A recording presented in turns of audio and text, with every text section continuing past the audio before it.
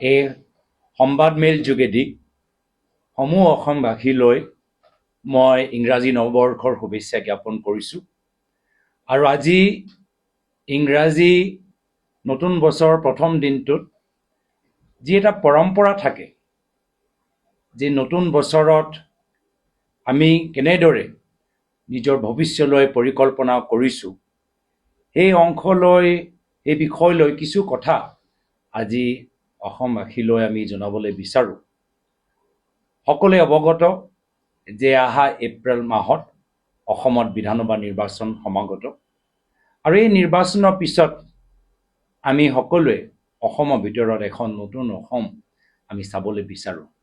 আৰু আজি এই ইংৰাজী নৱবৰ্ষৰ প্ৰথম দিনটোত এই বৰ নতুন অসম তাৰ দৰ্শন কেনেদৰে হ'ব তাৰ বিষয় লৈ আমি 5টা সংকল্প লৈছোঁ।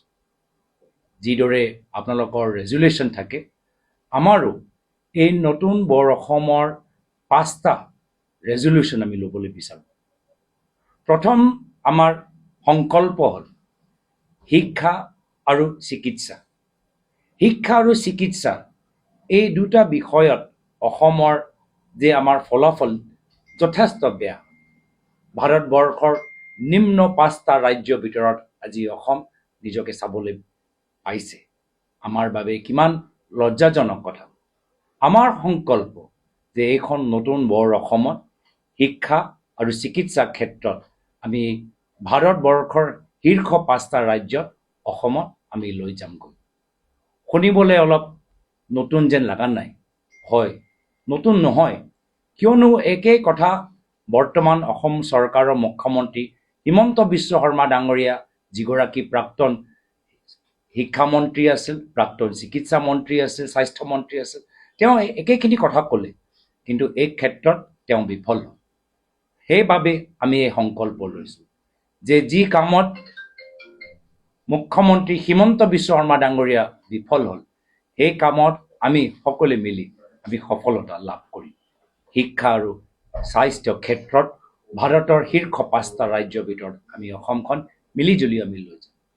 কিন্তু কেনেদৰে কৰোঁ? ইয়াৰ পূৰ্বেও বৰ্তমান চৰকাৰে যোৱা 10 বছৰ যথেষ্ট চেষ্টা কৰিলে, কিন্তু কৰিব নোৱাৰিলে।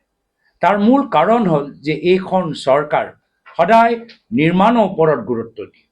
নিৰ্মাণৰ কাম যোগেদি তেওঁলোকে কিছু ঠিকাদাৰক লাভ দিবলৈ বিচাৰে, কিন্তু বাস্তৱভাৱে আমাৰ চিকিৎসকসকলৰ সংখ্যা কেনেদৰে নিয়ন্ত্ৰণ কৰিব লাগে, নাৰ্ছৰ অভাৱ, দৰৱৰ অভাৱ, মেচিনৰ অভাৱ কেনেদৰে নিয়ন্ত্ৰণ কৰিব লাগে, সেই বিষয়ৰ ওপৰত তেওঁলোকে জোৰ দিয়া নাই।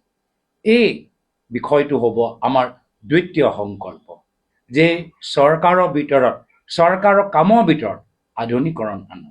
চৰকাৰৰ কামৰ ভিতৰত যি আমাৰ চৰকাৰী বিষয়া আছে, তেওঁৰ লগত শত্ৰুতা ভাৱ লৈ নহয়, মিত্ৰতা ভাৱ লৈ অসমৰ ৰাইজক সেৱা কৰা। বৰ্তমান চৰকাৰ, আমাৰ চৰকাৰী ডক্তৰে হওক, চৰকাৰী আশাকৰ্মীয়ে হওক, অংগনবাড়ী কৰ্মীয়ে হওক, প্ৰত্যেকজনৰ লগত শত্ৰুৰ দৰে ব্যৱহাৰ কৰে বা তেওঁলোকৰ লগত নিৰ্যাতন কৰে, তেওঁলোকৰ লগত অন্যায় অত্যাচাৰ কৰে। আমাৰ ভাৱ তেনেদৰে নহয়।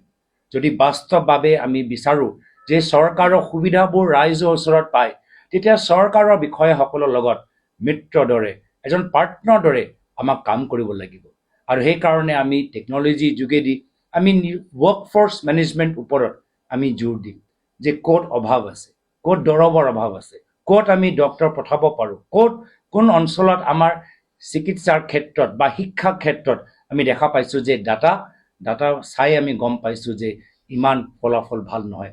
আৰু সেইবোৰ ক্ষেত্ৰত আমি মানুহৰ মাজত কেনেদৰে সজাগতা সৃষ্টি কৰোঁ, এইবোৰ ক্ষেত্ৰত আমি কেনেদৰে আমাৰ স্পেচিয়েলিষ্ট আমি ডক্টৰছ আমি পঠাব পাৰোঁ বা স্পেচিয়েলিষ্ট টিচাৰ পঠাব পাৰোঁ বা ছিনিয়ৰ গভৰ্ণমেণ্ট বিষয়াসকলক আমি পঠাব পাৰোঁ।